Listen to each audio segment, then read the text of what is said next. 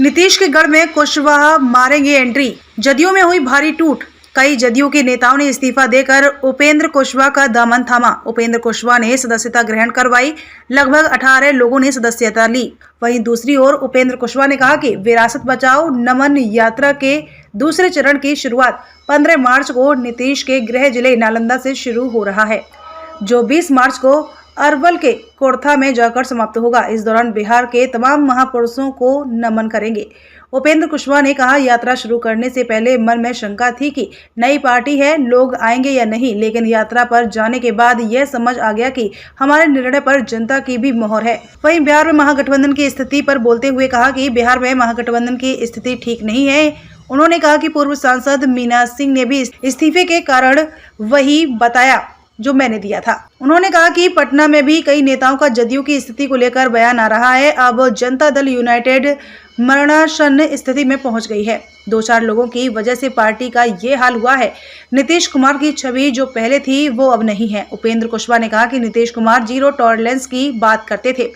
नीतीश कुमार ने अपनी राजनीतिक कमाई को बर्बाद कर दिया। छापेमारी पर भी नीतीश ने चुप्पी साध रखी है। भ्रष्टाचार से नीतीश कुमार ने कॉम्प्रोमाइज कर लिया है। नीतीश के साथ वाले कुछ लोगों को काफी मजा आ रहा है। कुछ लोगों ने नीतीश कुमार को बर्बाद करने का संकल्प लिया है। पटना से रंजीत कुमार की रिपोर्ट। महागठबंधन में जिस तरह की स्थिति पैदा हुई है, हमने जनता दल यूनाइटेड में रहते हुए जिन बातों की चर्चा लगातार की, पार्टी धीरे धीरे कमजोर हो रही है, समाप्त हो रही है। हमारी बात पर नहीं ध्यान दिया गया। अंत में हमने अपना रास्ता लिया और उस वक्त हम बोलते थे कि जो कुछ भी हम बोल रहे हैं, कर रहे हैं, अकेले इस राय के हम ही नहीं है, बहुत सारे लोग जेडीयू में हैं। हमने उस वक्त कहा था और अब वह बात भी धीरे धीरे प्रमाणित होने लगी है। जेडीयू से निकलने के बाद, मेरे निकलने के बाद, हमारे साथ जो लोग भी आए उनके बाद श्रीमती मीना सिंह जी, जो पार्टी की बड़ी नेत्री थी, उन्होंने भी वहां से अलग होने का डिसीजन लिया और जो बात हमने कही थी हूबहू वही कारण उन्होंने भी बताया। अभी देख रहे हैं आपके सामने शंभुनाथ सिन्हा जी, पार्टी के आज के नहीं, समता पार्टी के दिनों के साथी, जनता दल यूनाइटेड में बाद में आए, पुराने साथी हैं। पार्टी जब समता पार्टी के समय संघर्ष के रास्ते पे हम लोग चलते थे, उस समय इनकी बड़ी भूमिका रही है। तो आज इन्होंने हमारी पार्टी में शामिल होने का फैसला लिया और कल पार्टी जनता दल यूनाइटेड से अलग होने के क्या कारण है, इनकी ओर से भी तमाम वही बातें कही गई जो बात हम कह रहे थे। हम जिला जिला में जहां जा रहे हैं वहां भी बड़ी संख्या में लोग हमारे साथ, हमारी पार्टी के साथ आ रहे हैं, लोग सदस्यता ले रहे हैं। पटना में भी कई लोगों का बयान, जो महत्वपूर्ण इलाके के अलग अलग नेता हैं, उनका भी बयान जनता दल यूनाइटेड की स्थिति को लेकर रोज आ रहा है और रोज लोग वहां से अलग हो रहे हैं। कुल मिलाजुलाकर पार्टी अब बिल्कुल मरणासन स्थिति में पहुंच गई है। जनता दल यूनाइटेड,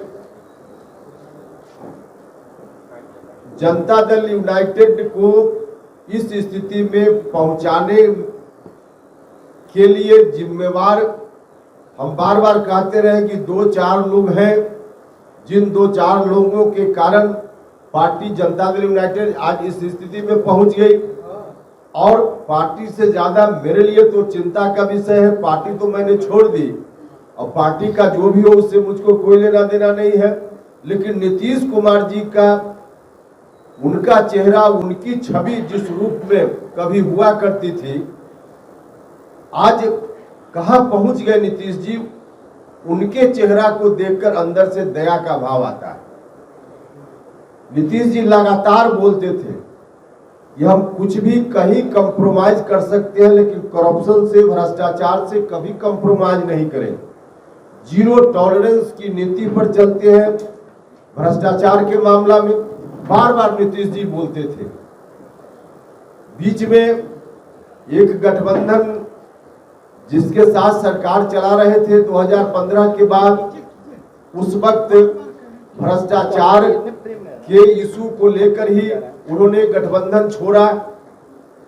तो इतना बड़ा डिसीजन नीतीश कुमार जी लेते रहे हैं, करप्शन को लेकर के जीरो टॉलरेंस की बात करते रहे हैं, आजीवन करते रहे नीतीश कुमार जी। लेकिन अब आज जो इनकी स्थिति इस मामले में भी बन गई है, एक तरह से कहिए कि जो पूरे जीवन की उनकी राजनीतिक कमाई थी, उसको भी कुछ 2-4 लोगों के कारण दांव पर लगा दिए। अब जिस गठबंधन में है नीतीश जी और जिस व्यक्ति को या जिस पार्टी को अब आगे सौंपना चाहते हैं सब कुछ, उनकी जो स्थिति है भ्रष्टाचार के मामला में, नीतीश जी से जब सवाल पूछा आप ही में से कुछ लोगों ने कि जो छापेमारी हो रही है इस पर आपकी क्या टिप्पणी है, तो कुछ भी नीतीश कुमार जी नहीं बोल पाए।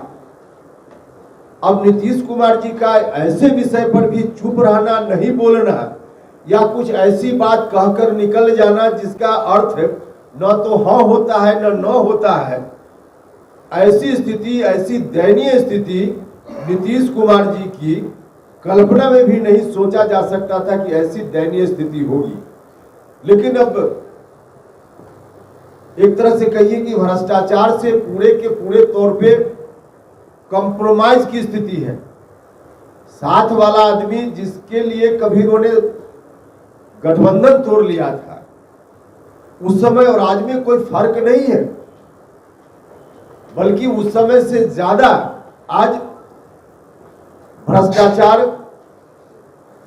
जो करने वाले लोग हैं, जो बातें आ रही है, उससे साफ लग रहा है कि उस समय से ज्यादा आज स्थिति उस स्तर पे भ्रष्टाचार की दिख रही है। उसके बावजूद नीतीश जी का कुछ नहीं बोलना या इधर उधर से कुछ बोलकर निकल जाना, यह बहुत ही दयनीय स्थिति है उनके लिए। और पूरे जीवन भर की कमाई जो राजनीति में उनकी थी, उसको स्वाहा करने जैसा है। नीतीश कुमार जी इधर उधर की बात करके टाल जरूर जा रहे हैं, लेकिन उनके साथ वाले जो लोग हैं, कुछ लोगों को मजा भी आ रहा है। और मजा आ रहा है, इसका सीधा अर्थ है कि पहले तो लोग कहते थे, आरोप लगाते थे